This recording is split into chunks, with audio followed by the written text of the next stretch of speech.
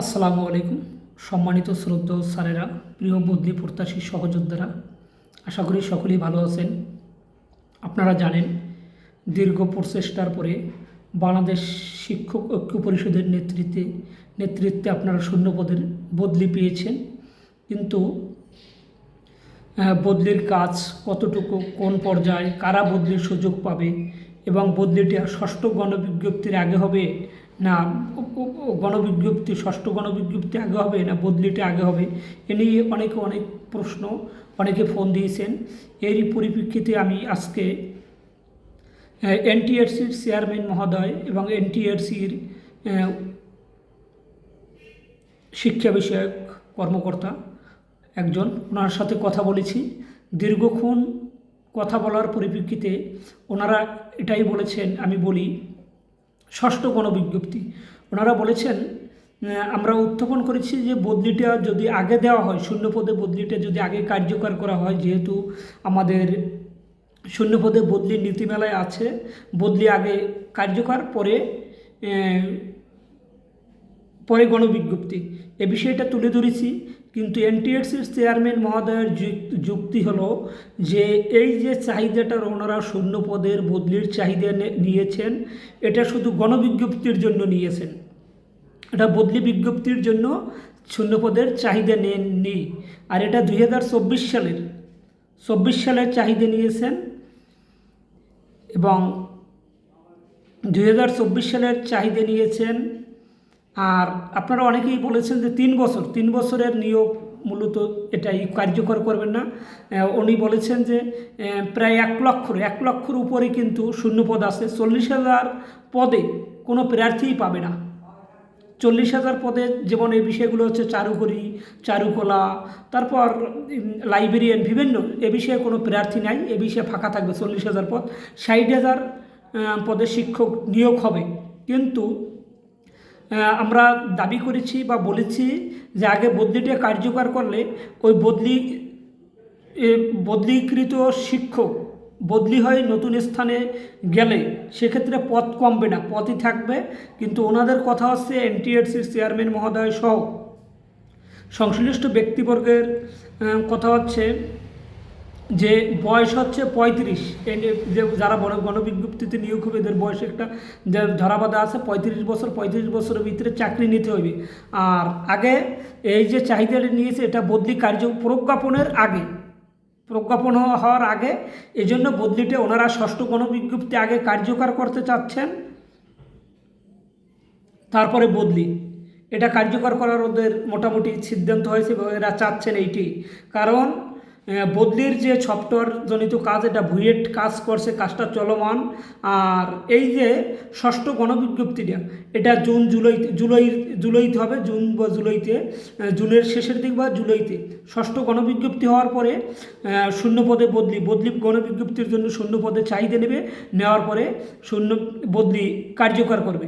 কিন্তু আমাদের কথা হচ্ছে, প্রিয় প্রতিষ্ঠান পরিবর্তন প্রত্যাশী সহযোদ্ধারা, আপনারা অনেকেই দূর দূরান্তে চাকরি করছেন, মানবতার জীবনযাপন করছেন, 9,300 টাকা বেতনে চাকরি করেন, বিভিন্ন বৈষম্য।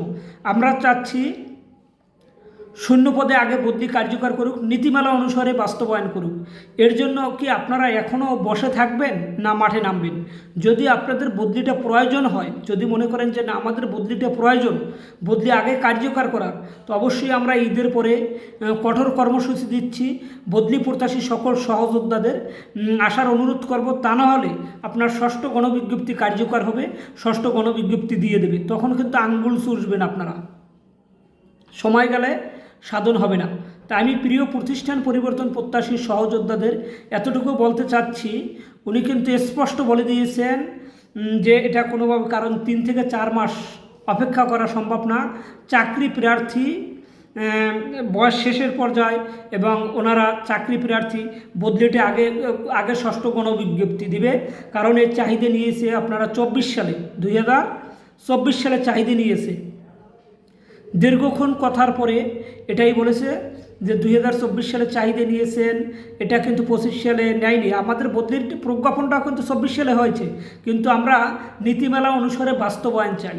আপনারা যদি সেইটা বাস্তবায়ন চান, অবশ্যই আমি প্রিয় প্রতিষ্ঠান পরিবর্তন প্রত্যাশী সহযোদ্ধাদের সকলকে দলমত নির্বিশেষে একত্রিত হয়ে সম্ভাব্য 6 বা 7 এপ্রিল আমরা কঠোর কর্মসূচি দেব।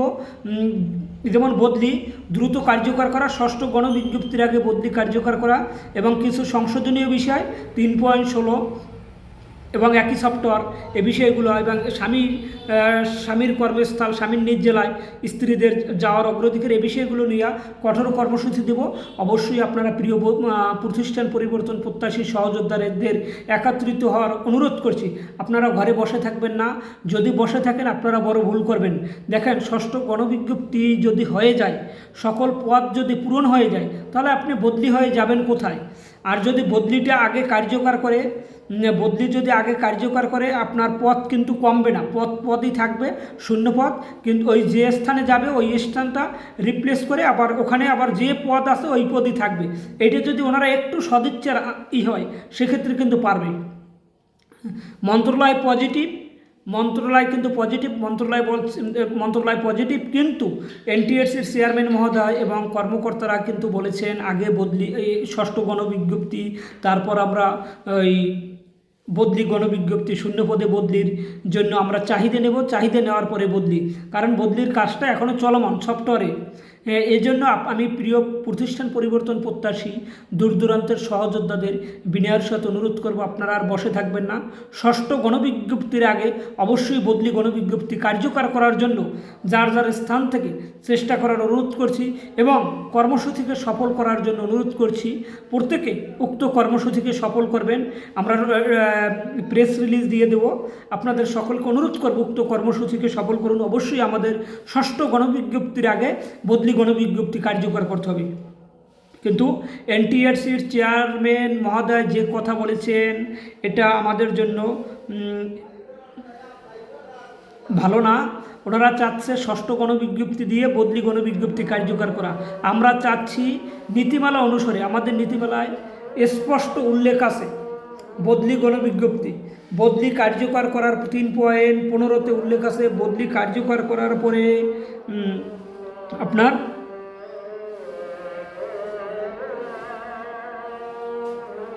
আমি একটু পরে শোনাচ্ছি, এখানে কিন্তু স্পষ্ট লেখা আছে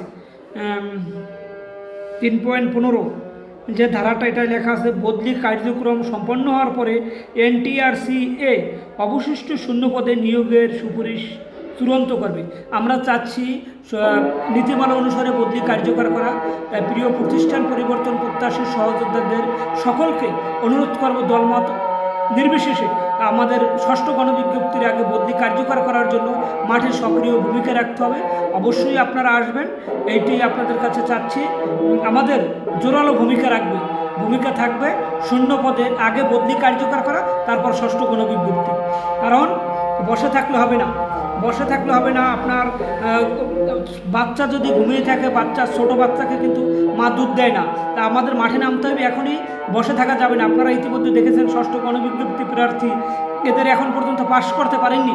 আমি তাদের শত্রু বলি না, আমাদের ভাই, এরাও চাকরি প্রার্থী, এদের বদলি দরকার, এদের নিয়োগ দরকার।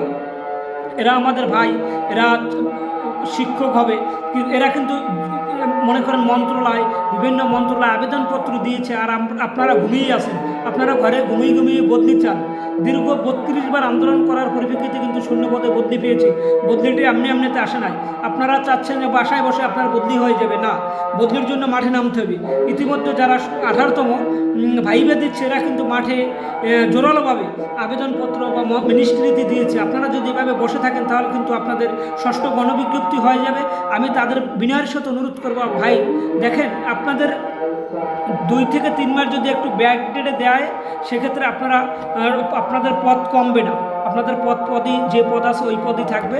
তা আমরা চাচ্ছি ষষ্ঠ গণবিজ্ঞপ্তি, তারপর বদলি গণবিজ্ঞপ্তি কার্যকর করা। তাই প্রিয় প্রতিষ্ঠান পরিবর্তন প্রত্যাশী সহযোদ্ধাদের সকলকে অনুরোধ করব, আপনারা যে যার স্থান থেকে চেষ্টা করেন এবং সকলে দলমত নির্বিশেষে আপনারা সম্ভাব্য ডেট 6 তারিখ এবং 7 তারিখ আমরা কঠোর কর্মসূচি দিচ্ছি। ষষ্ঠ গণবিজ্ঞপ্তির আগে বদলি কার্যকর করা 3.16 যে ধারাটা, এটি সংশোধন প্রসঙ্গে এই বিষয়গুলো নিয়ে ইতিমধ্যে স্মারকলিপি দিয়েছি, আলোচনা চলছে। অবশ্যই আপনারা জোরালোভাবে মাঠে ভূমিকা রাখবেন, আসবেন, এটাই আপনাদের কাছে আশা করছি। ধন্যবাদ, সকলে ভালো থাকবেন। আসসালামু আলাইকুম রহমতুল্লাহ।